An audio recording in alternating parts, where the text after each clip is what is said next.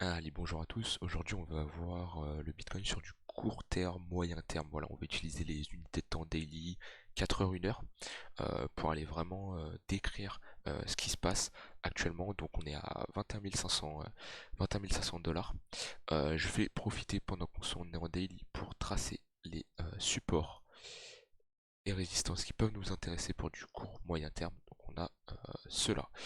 Voilà, donc ce support qui est l'ancien TH de 2018 et cette résistance maintenant qui est tout simplement là où on a touché plusieurs fois, notamment en janvier 2021, pendant la période mai-juin 2021 et là récemment. Donc actuellement, qu'est-ce qu'on a en daily? Donc on a eu un point bas au niveau des 17 600 dollars. On est en train de faire un bottom court moyen terme, puisqu'on voit qu'on est en train de faire des sommets et des creux de plus en plus haut. Donc on a un creux ici, un sommet ici, un creux ici, donc on ne casse pas le précédent creux, ce qui est très important pour réaliser un double bottom, enfin un bottom, un double bot, donc un W, et il nous faudrait un sommet plus haut. Donc il faudrait qu'on casse ce sommet et le casser et pas juste aller au-dessus. Parce qu'il faut qu'on clôture en daily. Et là, chose qu'on n'a pas fait, on a été au-dessus.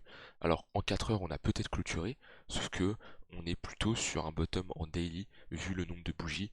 Euh, voilà, là on est un double bottom en 4 heures, on en a un là, ici, comme on peut le voir. Mais il y a tellement de bougies qu'on passe en daily et là on pourra parler de bottom en daily. Donc pour avoir ce bottom en daily, ce W qui est très clair et très visible, qui donne l'annonce d'une reprise haussière en moyen terme, comme on peut voir qu'on a déjà eu dans le passé. Si je me mets par exemple ici, on a eu un W, voilà, qu'on a cassé, qu'on est passé au-dessus de cette ligne de coup. Ici, on a eu aussi un W, qu'on a cassé, qu'on est passé au-dessus de les coups, on le voit bien. Après, ça existe des W qui ne fonctionnent pas. On a ce W là, on a cassé, mais on a fait l'inverse d'un W juste après, un M. Donc là, on a un double top avec des sommets de plus en plus bas, ici, qu'on casse, et on voit qu'on a notre M juste là. Hop, tac, tac, tac. Et quand on casse, c'est tendance baissière. Et voilà, ça c'est très important de différencier les W et les M qui nous permettent de savoir la tendance si elle est haussière ou baissière. On en voit plusieurs des W, ici un W, on casse, ensuite on fait un M, on redescend, bref, etc. etc. Donc pour valider ce W, euh, il faut clôturer, je dis bien clôturer, au-dessus des 21 900. Donc il nous faut une bougie qu'on clôture en daily, donc à 1 heure du matin. Ça c'est très important. Si on clôture au-dessus de cette bougie, on ira chercher déjà le haut du range qui est au niveau des 22 600. Et ensuite, on va faire une extension de Fibo. Hop, tac tac tac.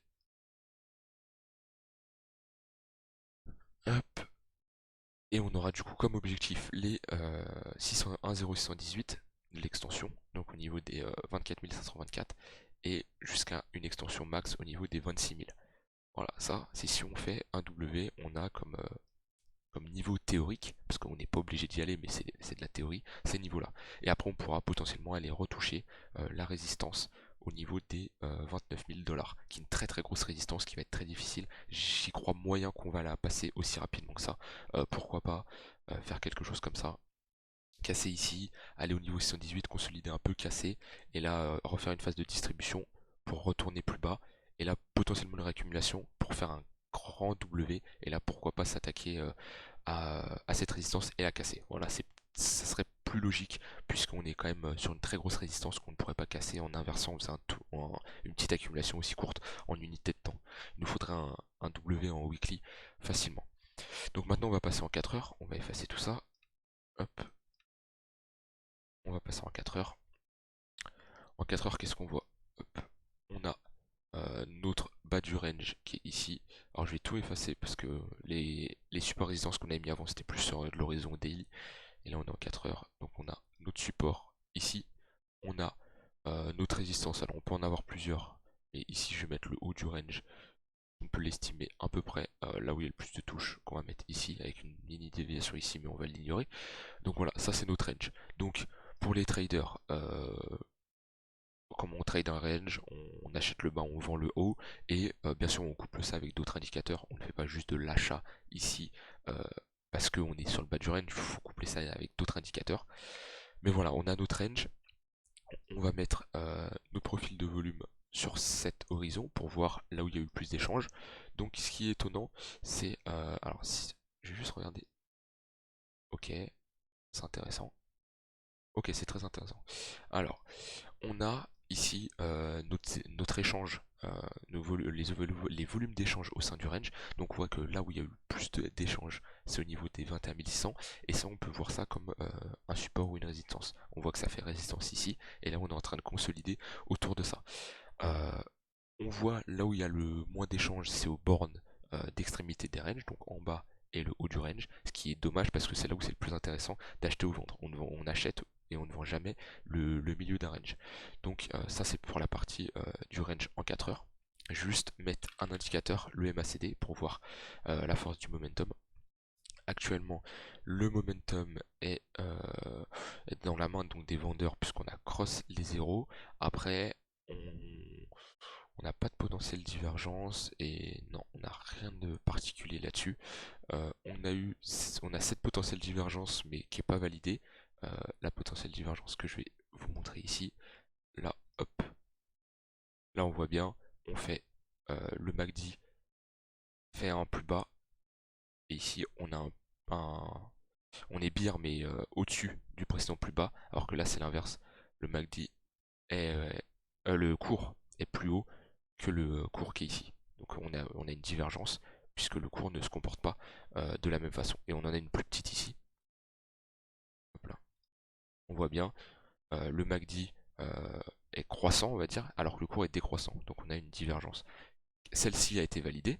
On a, euh, on a recroisé boule et on a cassé ce niveau-là pour valider le double bottom sur le MACD. Par contre, celle-ci n'est pas validée puisqu'on a recroisé boule, mais on n'a pas cassé le plus haut entre les deux plus bas pour valider le gros W. Donc en 4 heures, le momentum actuellement est bear, mais pour qu'il redevienne boule, il faudrait qu'on casse ces plus hauts. Après, si on a une accélération haussière et on casse le range, le MACD va clairement suivre. Hop, je vais juste effacer ça. Donc actuellement, c'est une zone où c'est difficile de se placer, puisque déjà on est en train de faire potentiellement un double top qui est sûrement validé si je passe en 1 heure. Non, il est en cours. Un double top, si je me mets en droite, voilà. Vous voyez qu'on est en train de faire des M. Euh, bon là en close, là en bougie, il n'est pas encore validé. Enfin, il est validé, mais si on prend les mèches, il n'est pas validé, il faudrait qu'on clôture ici. Mais et en général, bah, quand on fait un M, pareil, c'est sur une tête en 4 heures, ça indique un renversement de tendance et une tendance baissière sur du 4 heures. Comme on voit, si je vais passer comme ça, là on fait des M et on voit qu'on est en train de descendre tout simplement. Et à quel moment ça redevient boule, c'est qu'on fait des W. Et ici on voit, on fait des W. Et hop, et là on refait des M. Et ça marche partout. W, tendance haussière, on refait un W, toujours tendance haussière, ça commence à redescendre quand on fait des M. Et si on regarde l'historique en général, c'est toujours comme ça. W, on part en tendance, on refait un M, ça redescend, W, voilà. Et c'est pour ça, c'est l'importance de déterminer une tendance avec des sommets et des creux de plus en plus haut ou de plus en plus bas. Donc voilà, je vais passer en 1 heure. Donc en 1 heure, actuellement, on est dans un range. Je vais effacer les deux dessins d'avant. On est dans un range, hop, range ici et ici. On le voit bien, en fonction des touches qu'on a sur nos extrémités. On peut mettre ça pour voir là où il y a le plus d'échanges, et c'est toujours au milieu de ce range, alors que les zones où c'est important d'acheter ou de vendre, c'est les extrémités des bornes. Donc là, actuellement, on est dans une compression, puisqu'on fait des creux et des sommets de plus en plus haut et de plus en plus bas. Donc je vais effacer ça, on le voit bien. Ici, on peut mettre cette droite de tendance comme ça, et là, une droite de tendance qu'on peut mettre soit comme ça, mais vu qu'on est dans le range, plus ici, je la mettrai comme ça. Et là, on est en train de faire des creux et des sommets de plus en plus haut et de plus en plus bas. C'est-à-dire que là, on va on va potentiellement faire ça, revenir là, sauf au non, ça va casser quelque part. Et si ça casse par le bas, il y a une cascade de liquidation, donc des gens qui se font liquider, donc le cours il va baisser. Si ça se fait par contre à la hausse, on va voir la même chose. Et là il y a des stop loss, ici il y a des stop loss, des stop loss, des stop loss à chaque zone. Les stop loss on les détermine parce que c'est là où il y a les creux. En général les gens ils mettent leur stop loss dans ces niveaux-là. Donc par exemple des stop loss on peut en voir ici il va y en avoir, il va y en avoir ici, il va y en avoir ici, etc. etc. Donc quand on casse ces zones, il y a une cascade de liquidation parce que un mec qui a fait un achat et son stop loss saute, c'est une vente au marché et, euh, et quand il y a une vente, bah, c'est l'offre et la demande, le cours il descend, s'il y a plus d'achats, le cours il monte, etc., etc. Donc cascade de liquidation, ça peut nous faire un prix plus bas. Au niveau du momentum, on est, euh, on est actuellement bull sur le momentum puisqu'on a validé un double bottom, même si le momentum est négatif, on est boule. Après, on avait fait cette petite divergence baissière qu'on voit ici. Je vais tout effacer. Qu'on voit ici, puisque alors elle est petite, elle est pas facile à voir, puisque ici le MACD il est décroissant, alors que le cours est croissant. Hop, on le voit bien. Donc là, on a eu cette divergence qu'on a validée ici, ce qui nous a permis de descendre et de consolider. Et là, on n'a pas de divergence haussière. Par contre, on a une convergence haussière, puisque le, le MACD suit le prix, tout simplement.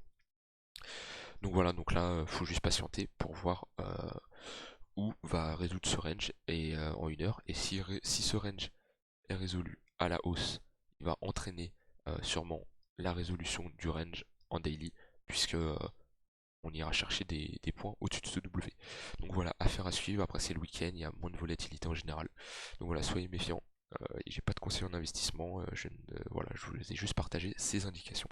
Donc je vous souhaite un très bon week-end et on se retrouve dans une prochaine vidéo pour toujours des astuces, des tutos ou des briefs. Bye bye.